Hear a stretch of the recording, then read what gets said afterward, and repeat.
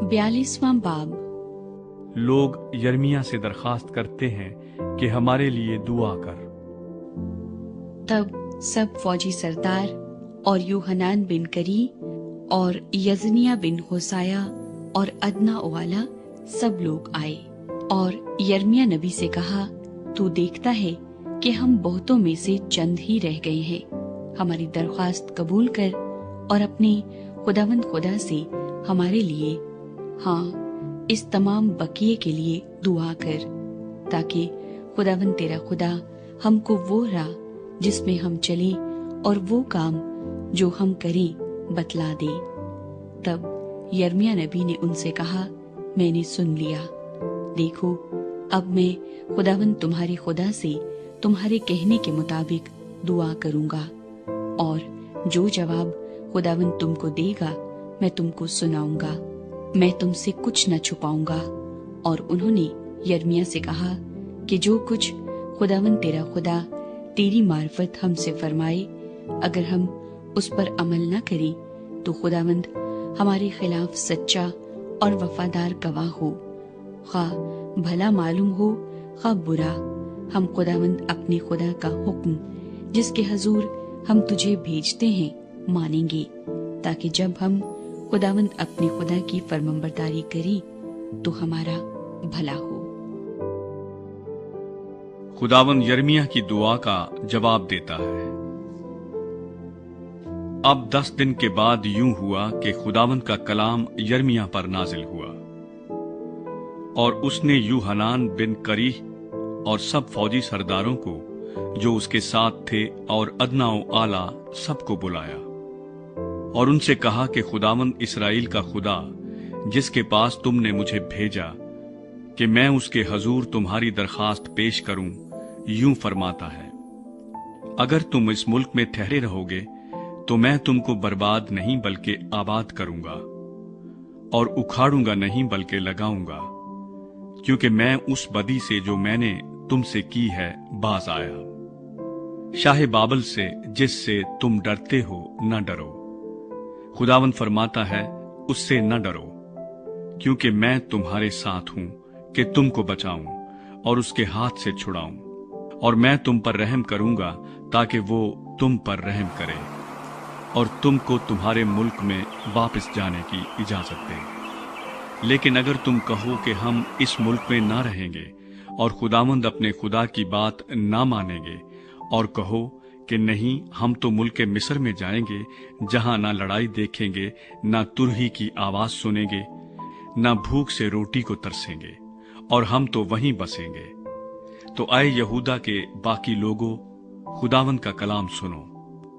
रब्बुल अफ़आज इस्राएल का खुदा यूं फरमाता है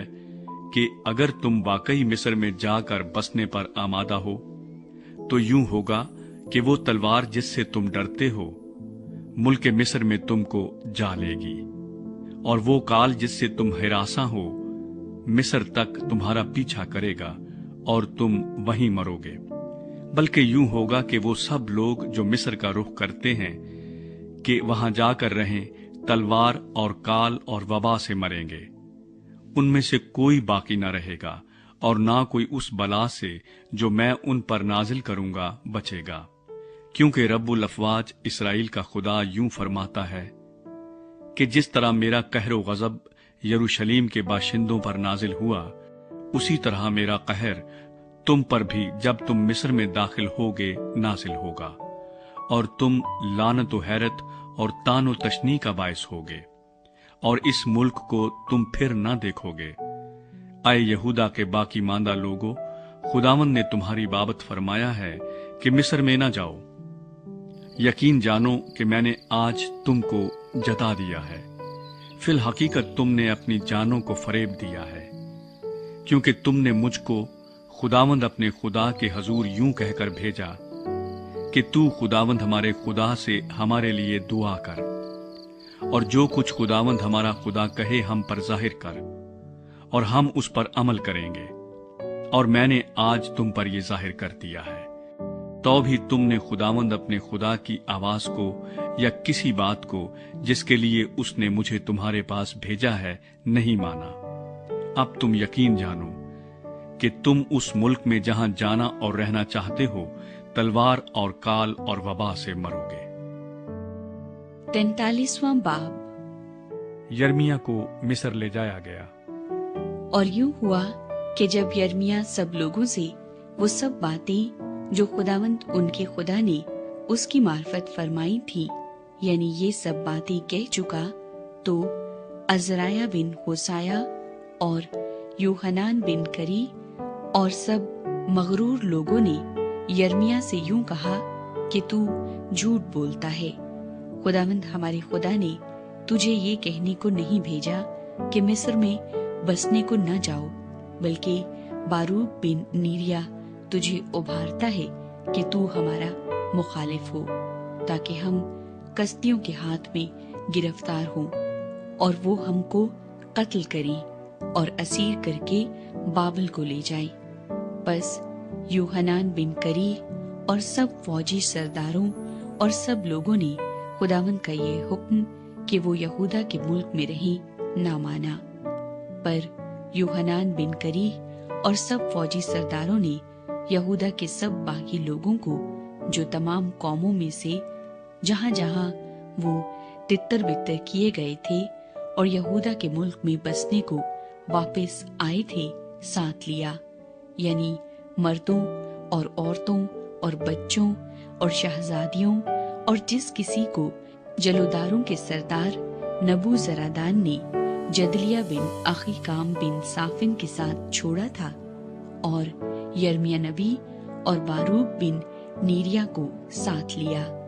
اور وہ ملک مصر میں آئے کیونکہ انہوں نے خداوند کا حکم نہ مانا۔ پس وہ تحف نحیس میں پہنچے،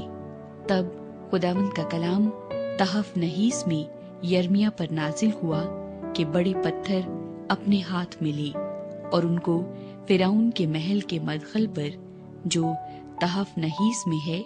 بنی یہودا کی آنکھوں کے سامنے چونے سے فرش میں لگا، اور ان سے کہہ کہ رب الافواج اسرائیل کا خدا یوں فرماتا ہے کہ دیکھو،